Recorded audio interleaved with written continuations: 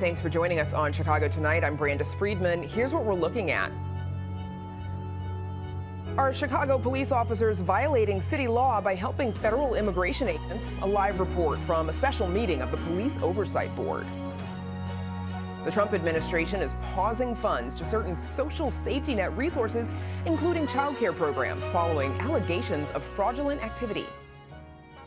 And the Bears look to bounce back in a high-stakes playoff game against the Packers. First off tonight, lawmakers on Capitol Hill vote to extend expired health care subsidies. 17 House Republicans joined 213 Democrats to pass the measure over objections from House Speaker Mike Johnson, who was against bringing the bill to a vote. The measure now heads to the Senate, where its prospects are still unclear. The expiration of the subsidies has caused millions of Americans to see skyrocketing health insurance costs. As protests grow in Minnesota over the deadly shooting of a woman by an ICE agent yesterday, action in Chicago today over the use of force by federal agents here. U.S. District Court Judge Sarah Ellis held off in dismissing the local case where she had entered a sweeping order restricting the use of force by federal agents in the Chicago area. The parties who brought the lawsuit had filed for its dismissal given the reduced federal action here. But in light of yesterday's shooting in Minnesota, Ellis says she was not ready to quickly dismiss the case. Another hearing is set for January 22nd. And former Mayor Lori Lightfoot is working to document alleged abuses of power by federal immigration agents working on Operation Midway Blitz. There is a benefit to having a place where people can go to see what has happened. So it's not 30 seconds or a minute on the 10 o'clock news. It's there for people to see with their own eyes what has been happening to their neighbors, to families across Chicagoland. And I'm confident that jurisdictions elsewhere across the country are going to see the benefit as well. She says the ICE Accountability Project will create a repository for community members to submit documentation like videos or photos of ICE or Customs and Border Patrol activity that they see in their neighborhoods. Lightfoot says the portal will be public-facing and available to journalists, advocates, and any other concerned citizens. Submissions will be vetted by her team, and while no one can submit video anonymously, she says it will be kept confidential. Up next, Chicago police are accused of helping federal agents in raids across the city. Heather Sharon joins us live from a special community meeting of the Police Oversight Board right after this. Chicago Tonight is made possible in part by the Alexandra and John Nichols family, the Polk Brothers Foundation, and the support of these donors.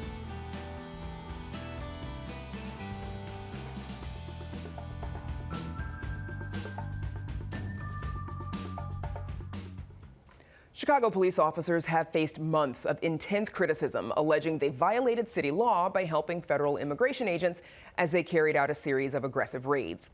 Dozens of Chicagoans are expected to ask the city's Police Oversight Board to strengthen that ban as concerns over the conduct of federal agents reach a fever pitch following the fatal shooting of a woman by an ICE officer in Minneapolis yesterday. Our Heather Sharon joins us now live from Pilsen, where the Community Commission for Public Safety and Accountability is set to meet tonight. Heather, what prompted this unusual public hearing? Well, for more than 6 months, Chicago police officers have faced intense criticism that they have aided federal agents if they have carried out a series of increasingly aggressive raids across Chicago. But the effort to hold officers accountable for any misconduct, or even to simply determine whether there was a violation of city ordinance, ran into a brick wall when nobody at the city could determine which agency was responsible for making that determination or recommending discipline for officers. So thousands of Chicagoans signed a petition asking the Police Oversight Board to hold tonight's hearing, which is set to get underway shortly. Obviously, Heather, no doubt emotions will be running high at this meeting because it is the day after an ICE agent or a federal immigration agent shot and killed that 37-year-old woman in Minneapolis just yesterday in an incident that's very similar to what happened in Brighton Park in Chicago on October 4th. How did the CPD respond to that shooting?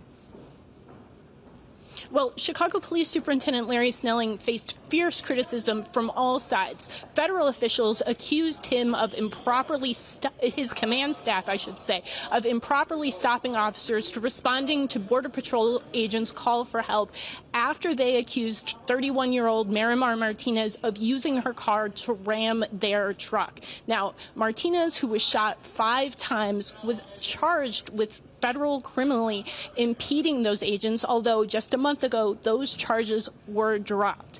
And almost immediately, eyewitness testimony said that what federal agents said happened in Brighton Park was not accurate. That is very similar to the situation today in Minneapolis, where eyewitnesses have contradicted what federal agents said happened to Renee Nicole Good and disputed what the president, vice president, and Homeland Security Secretary have said. There's no doubt that Chicagoans are concerned that federal agents will return this spring or sooner and carry out similar raids, and they want additional protections for residents as they exercise what they say are their First Amendment rights to protest those actions. And Heather, briefly, both Mayor Brandon Johnson, Chicago Police Superintendent Larry Snelling, they both defended officers' conduct. How do they respond to the widespread criticism of CPD during what the Trump administration has dubbed Operation Midway Blitz?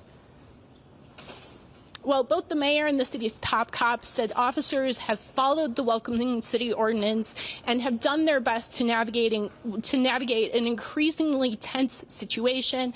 However, both Superintendent Snelling and the mayor have said they're reviewing what has happened over the past couple of months. It's not clear when any of the results of those reviews would be released publicly. That is part of the reason for tonight's hearing, to encourage that effort and to spur some change. And Heather, does the Police Oversight Board, do they have the power to change the way CPD interacts with federal agents? It's really not clear. Now, the Community Commission for Public Safety and Accountability does have the ability to set CPD policy. However, it's not clear what they could do to interact, to restrict the ability of federal agents to act in Chicago, or encourage local law enforcement to take action against federal law enforcement. As we've said too often in recent years, it is really an unprecedented situation. Yes, we have. All right, Heather Sharon, live in Pilsen for us. Thank you. Thanks, Brandis. And we're back with more right after this.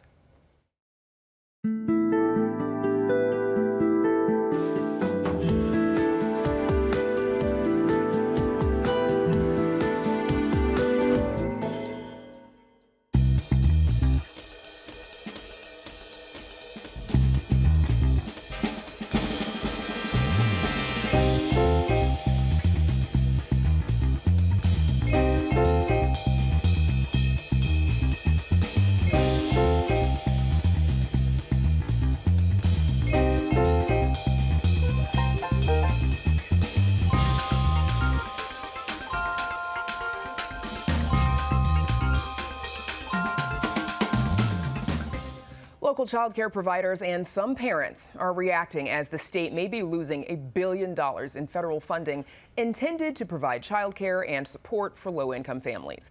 It comes as the Trump administration announced it's withholding billions of social safety net dollars, specifically from 5 Democrat-led states alleging widespread fraud. The administration has not released information about these fraud allegations. Joining us now are Tahiti Hamer, an early childhood teacher at the North Lawndale YMCA, Tina Vanderwarker, Executive Director of the Early Childhood Alliance of Niles Township, and Carolyn Shapiro, Professor of Law and Co-Director of the Institute on the Supreme Court of the United States at the Chicago-Kent College of Law.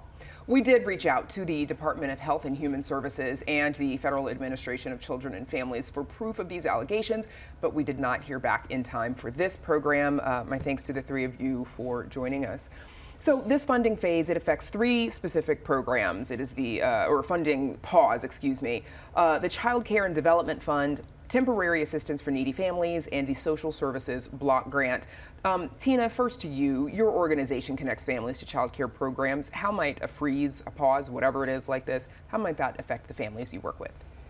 It's definitely going to make it harder for families to figure out how to care for their children. Most of the families that we are connecting do qualify for the Illinois Child Care Assistance Program, which is funded by the federal Child Care Development Block Grant. It also is affecting quite a bit our, we have 49 different partner organizations, so a number of child cares, and it will be affecting them as well.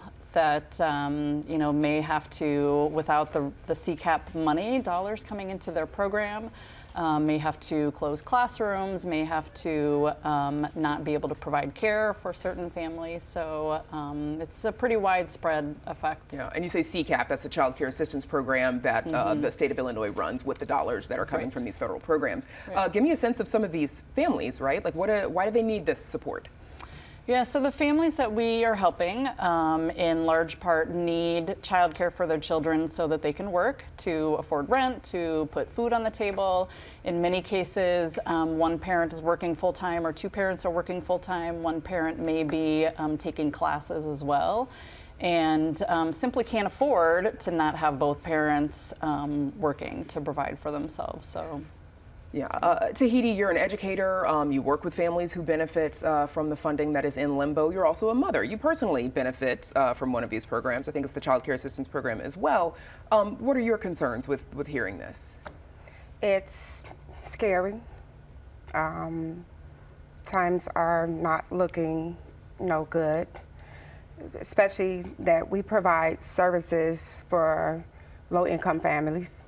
Most of our centers are located in what typically is known as the poverty, lower income communities, neighborhoods. Mm-hmm. Yes, I'm worried because not only are my families that we provide care and services for is being affected by this, but me as a parent myself, my child attends a home daycare, and without her, I wouldn't be able to go to work.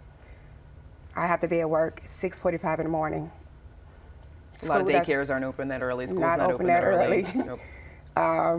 And by the grace of God, she opens.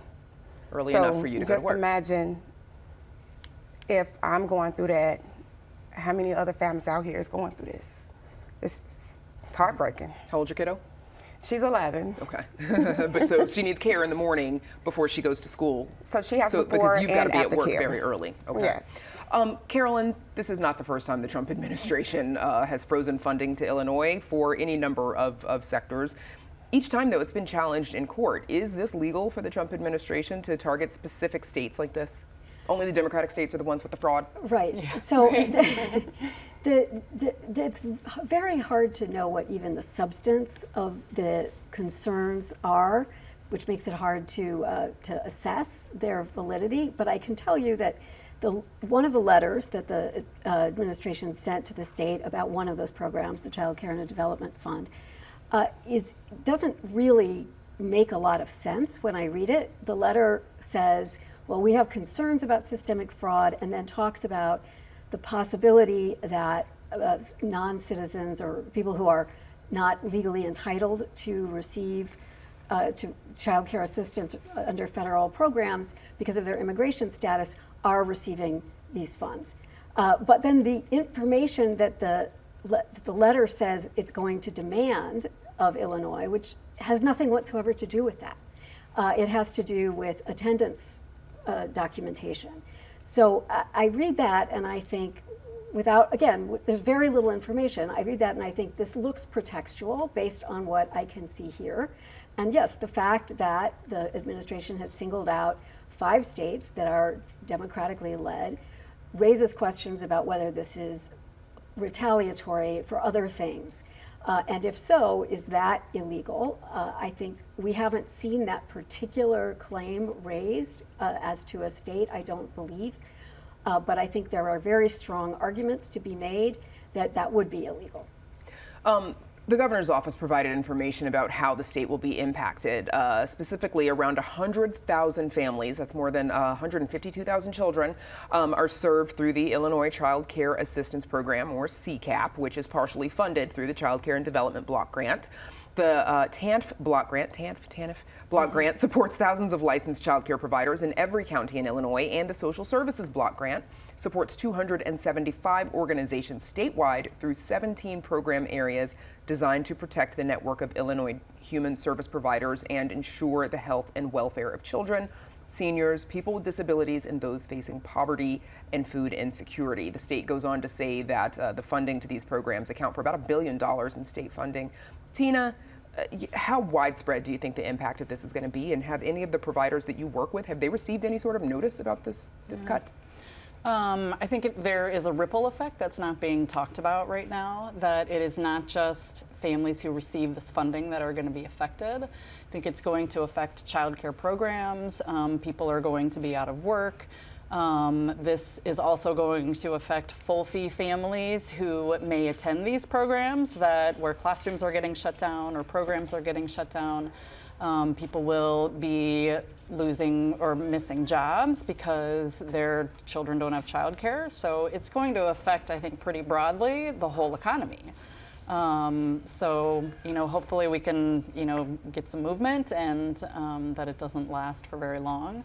Childcare programs just today received some notice from the Illinois Department of Human Services, just kind of restating what we already know, but then also stating that they don't feel like this funding effect that they will see an effect of this funding freeze for about a month at least. So, the state, I think, is hopeful that things will work out between we now can work and it out.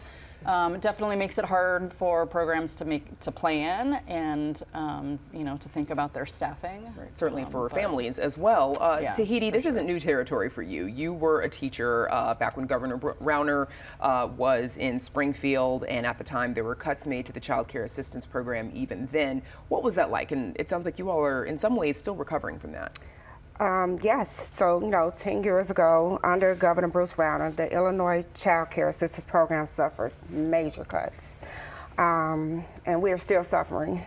Families are still struggling to find, quality child care that they need, and child care workers are still earning too little, and it's causing a staffing crisis for child care centers who can't keep classrooms open.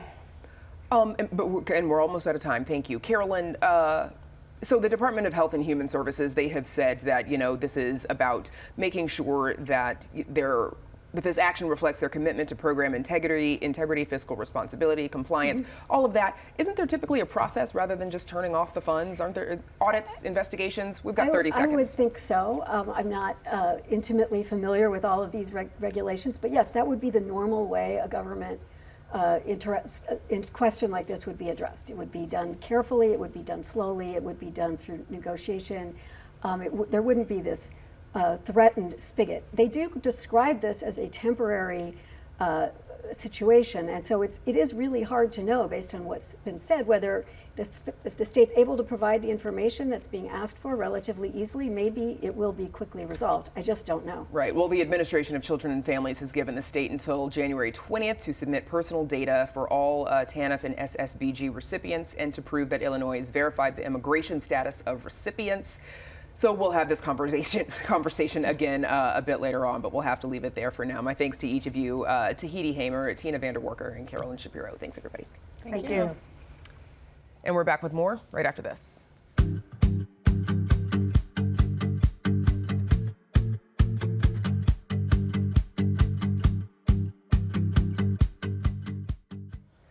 Will it be bear down or Bears down and out? That's what Chicagoans are wondering as their team heads into the postseason against none other than their arch rival, the Green Bay Packers.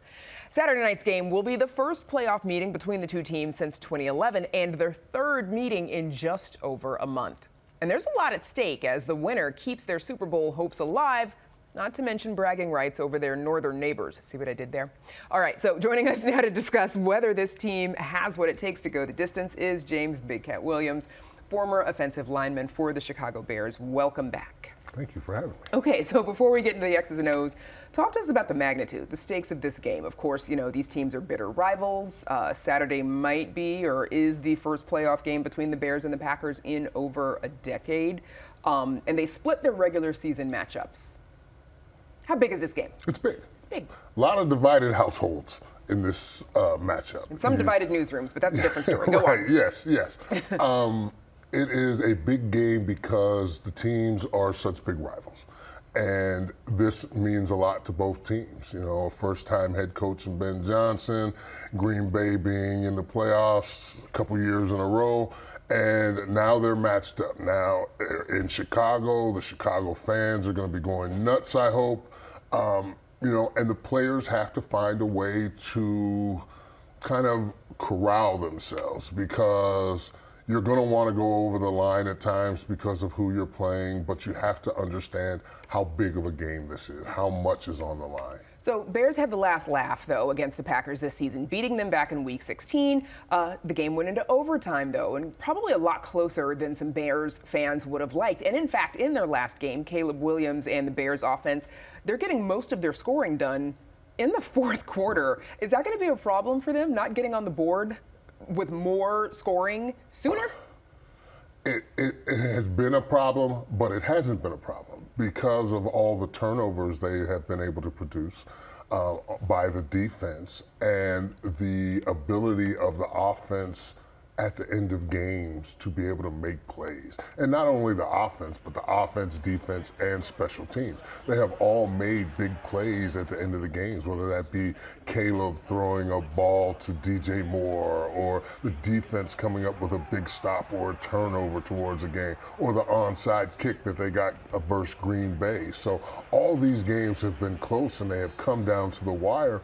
But also all these games, you feel as though the Bears have come out with a slow start.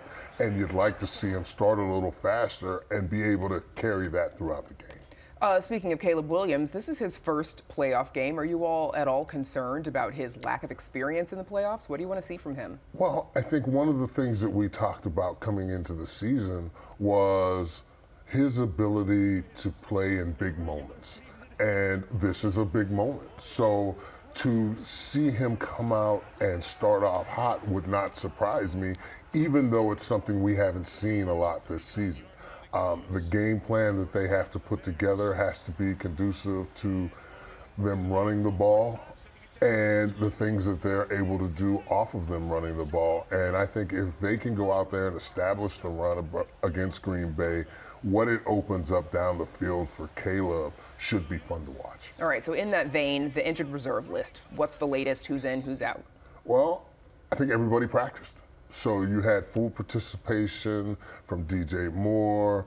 I think Gardner Johnson is the only person who is out, but you're also getting Connor Gordon back.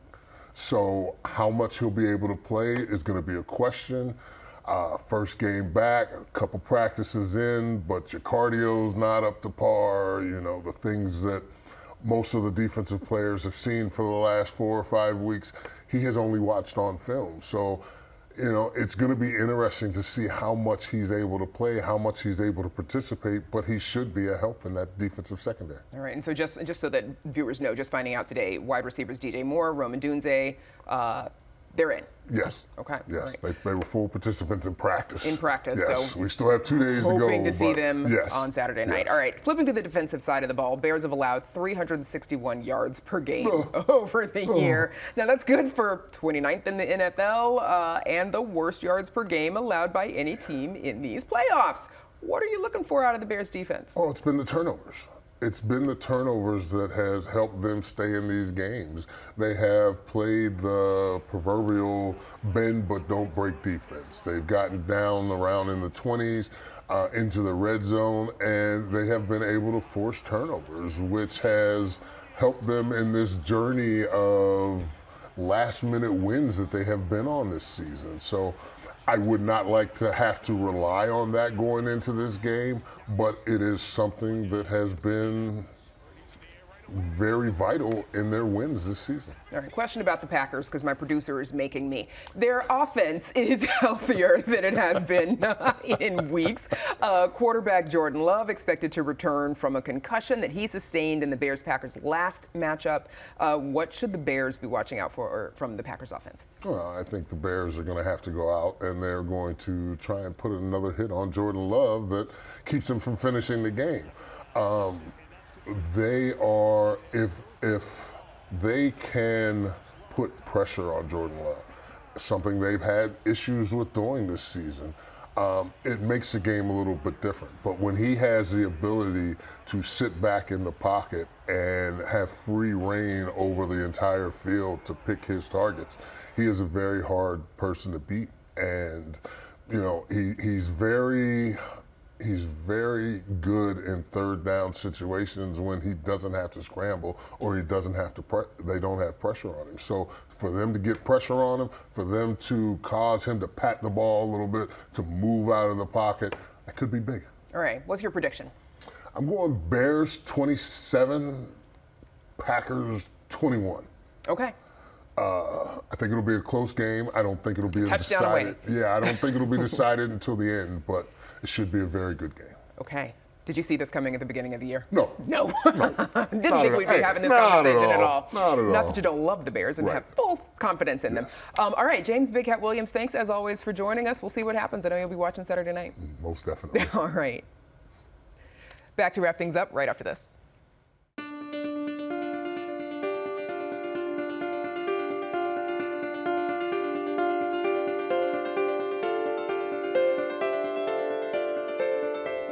And that's our show for this Thursday night. For all of us here at Chicago Tonight, I'm Brandis Friedman. Thank you for watching. Stay healthy and safe, and have a good night.